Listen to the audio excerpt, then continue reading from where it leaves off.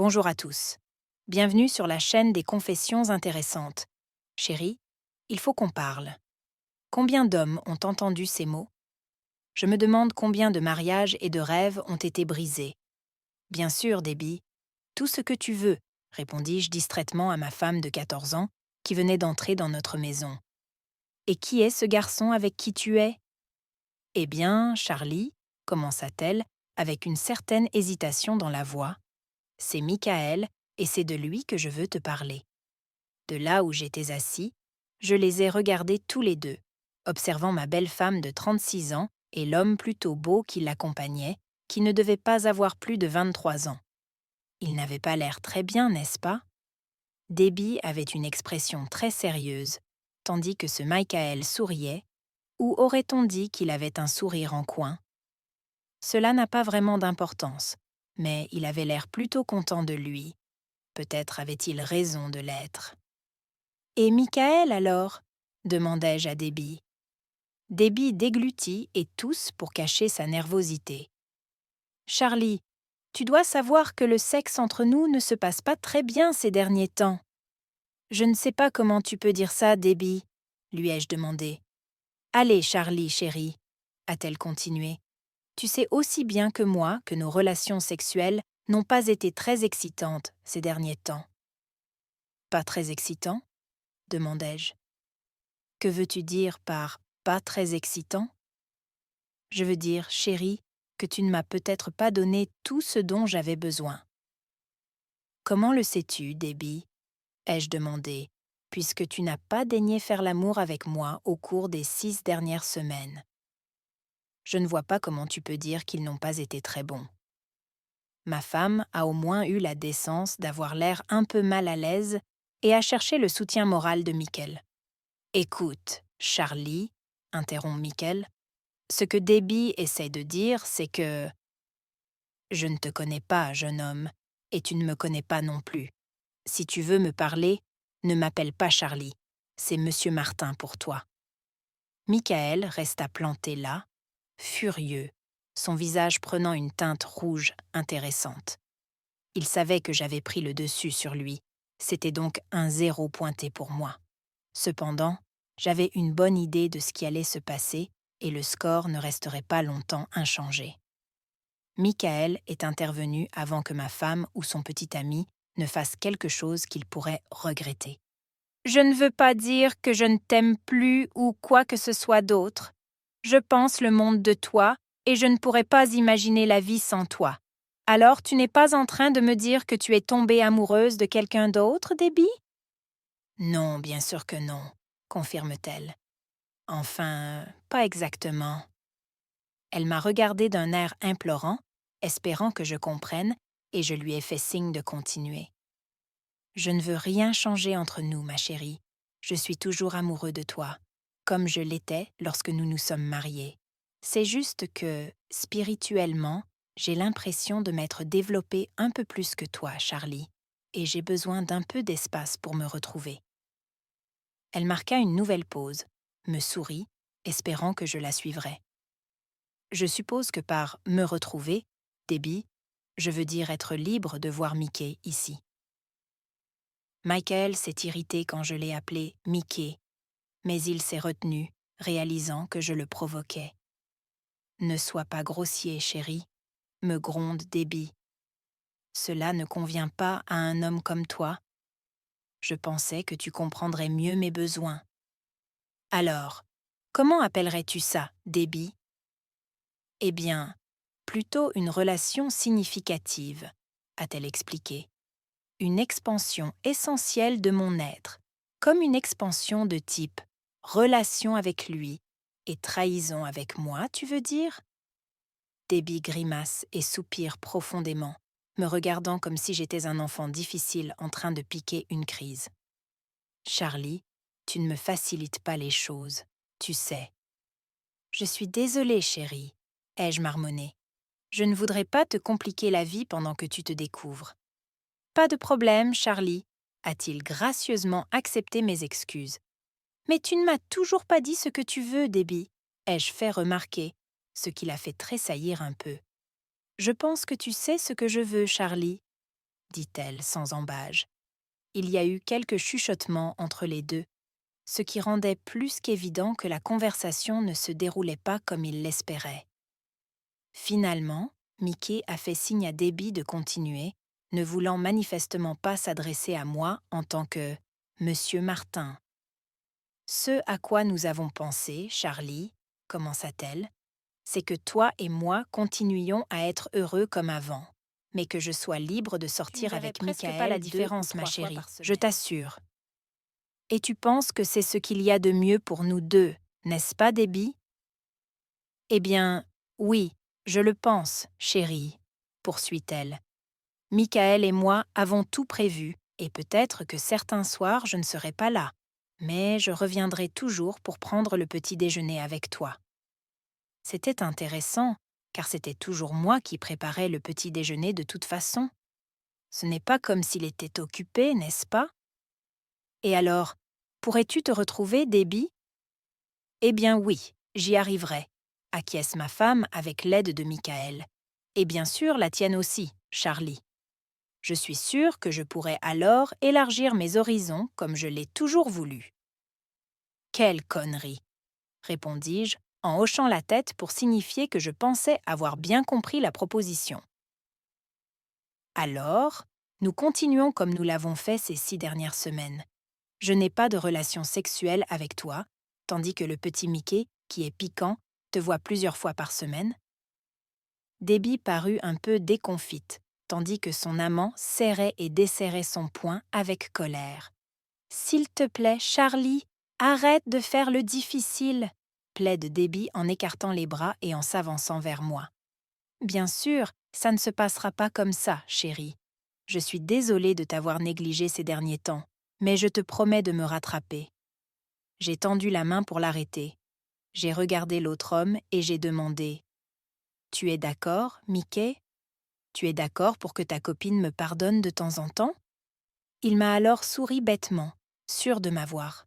« Peu importe, mec, baise Debbie autant que tu veux, en ce qui me concerne, mais elle n'y prendra jamais autant de plaisir qu'avec moi. » Debbie a au moins commencé à protester, à lui dire de se taire, mais il avait déjà sorti sa bite et a continué. « Avec ta petite bite, elle ne te sentira probablement plus jamais en elle après avoir été avec un vrai homme comme moi. » « C'est ce que tu penses aussi, Debbie ?» j'ai demandé.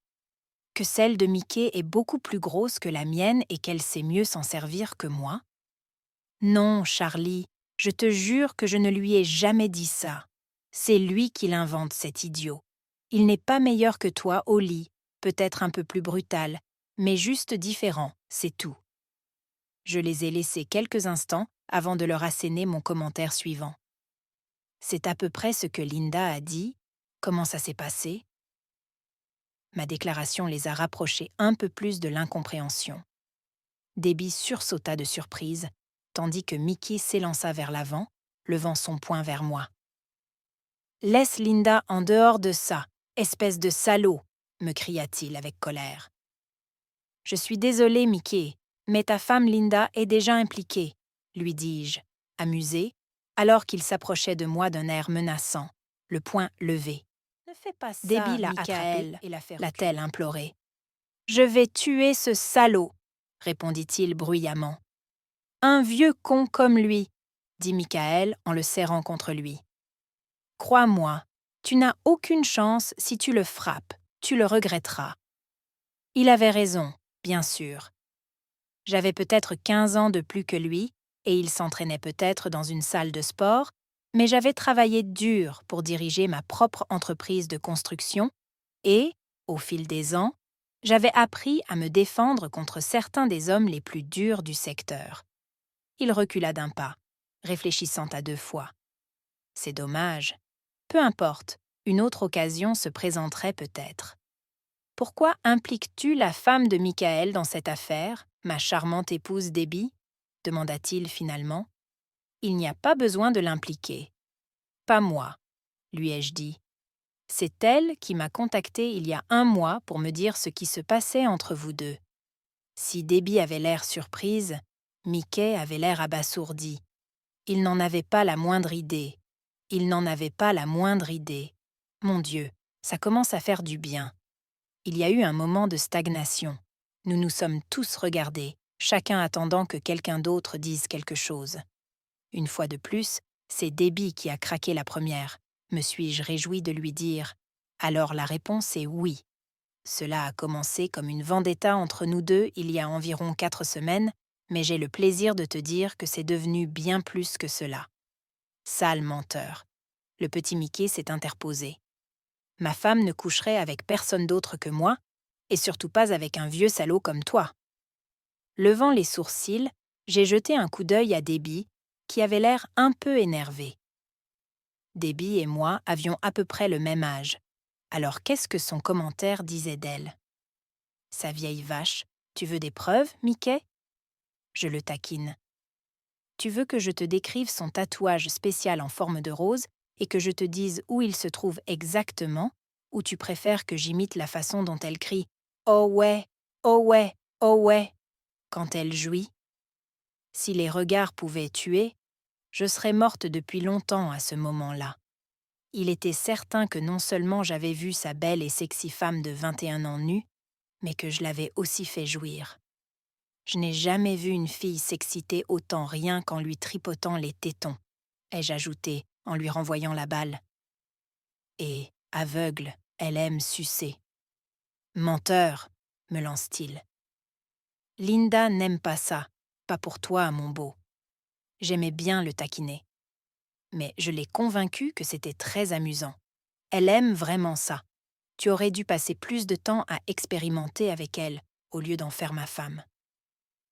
Je m'en vais, a-t-il crié avec colère, repoussant la main de Debbie.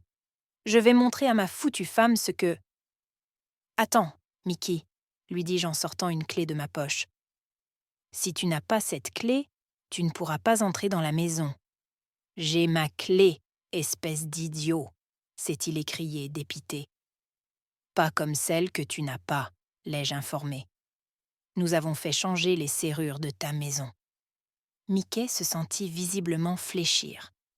Bon, j'y vais, leur dis-je avec joie, en me levant pour la première fois. Si vous avez besoin de moi, vous savez où me trouver. Et tes affaires, Charlie? Debbie s'est écriée, alors que les premières larmes commençaient à rouler sur ses joues. Tu ne peux pas m'abandonner comme ça, ma chérie. Oh, mais je peux, ma chère, lui ai-je dit.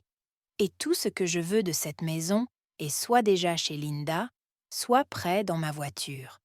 Cela te laissera peut-être un peu plus d'espace pour t'agrandir, chérie.